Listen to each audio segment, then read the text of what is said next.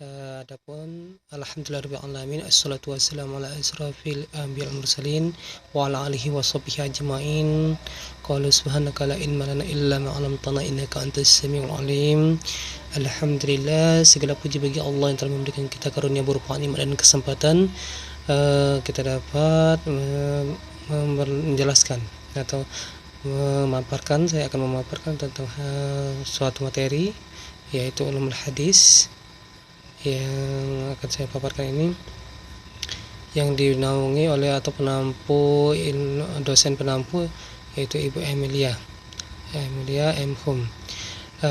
Salawat dan salam kita haturkan kepada junjungan kita Nabi besar Nabi Agung Nabi Muhammad SAW beserta keluarga, sahabat dan para pengikutnya, termasuk kita mendapatkan syafaat yang lebih akhir nanti, amin ya rabbal alamin.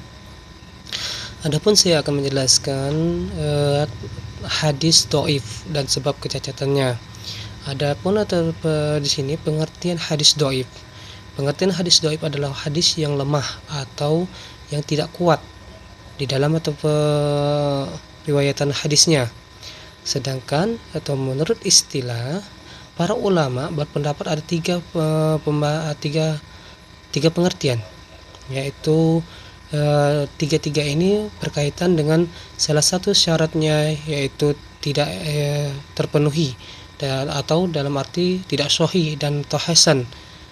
Dan ada pun yang menyebabkan bahwa tidaknya hadis tadi hasan dan dhaif itu karena hilangnya suatu syarat hadis, baik itu dari perawinya atau matannya.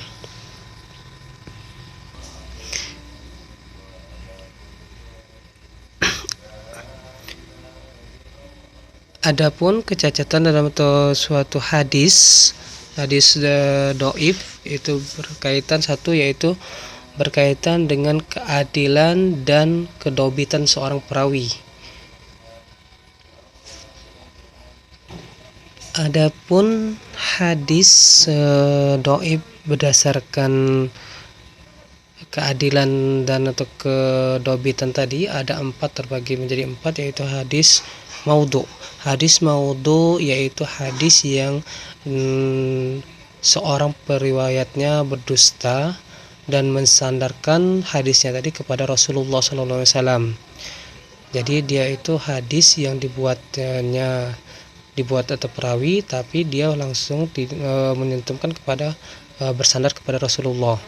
Dan yang kedua yaitu hadis matruk. Hadis matruk itu hadis yang seorang perawi dituduh berdusta. Jadi kesalahan itu dituduh berdusta, mendustakan hadis. Yang ketiga yaitu hadis mungkar. Hadis mungkar yaitu suatu hadis yang riwayatannya itu lengah atau orangnya, perawinya itu jelek kesalahannya. Jadi suatu hadis yang atau misalnya orang itu lengah dan atau kesalahannya itu jelek, disebut juga munafik, itu termasuk hadis mungkar. Yang keempat yaitu hadis zaz. Hadis zaz ini adalah hadis yang suatu hadis yang menyalahi suatu syarat periwayatan hadis. Itu hadis zaz.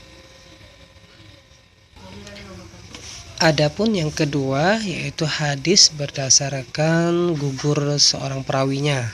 Gugur seorang perawinya itu terbagi menjadi 5.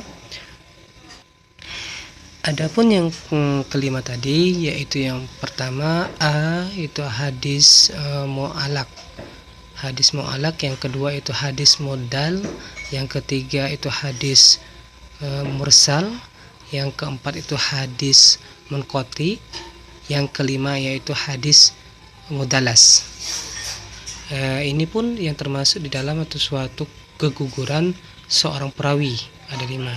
Yang ketiga yaitu hadis berdasarkan kuantitas rawi. Kuantitas rawi itu terbagi menjadi 3, yaitu yang pertama hadis marfu. Hadis marfu, yang kedua yaitu hadis mauquf, yang ketiga hadis maktu. Suatu hadis ini menurut kuantitas suatu rawi. Tadi ke bagian kedua yaitu keguguran seorang perawi, itu hadis mu'allaq, itu hadis yang suatu hadis tidak ada cacat, tapi kalau sedangkan diteliti itu ada cacatnya, terbaik baik itu cacat terhadap matan dan rawi kalau diteliti menurut itu hadis mu'allaq. Sedangkan hadis mu'dal itu hadis yang putus sanad rawi atau baik itu dari 2 orang atau 3 orang atau lebih, itu biasanya hadis mu'dal.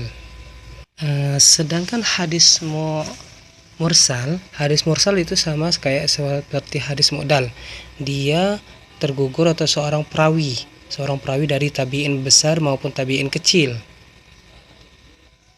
Sedangkan hadis munqati, hadis yang digugurkan seorang perawi, itu baik dia di awal maupun di akhir suatu hadis.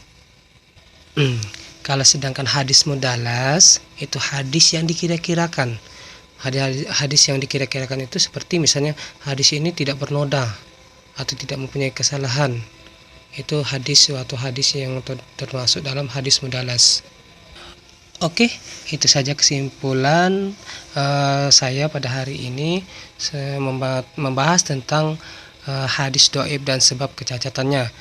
Nah, hadis dhaif itu sebab kecacatannya terbagi menjadi 3 tadi, yaitu suatu keguguran seorang rawi dan kuantitas seorang rawi, dan adapun yang ketiga tadi berkaitan tentang dan cacat keadilan atau kedobitan.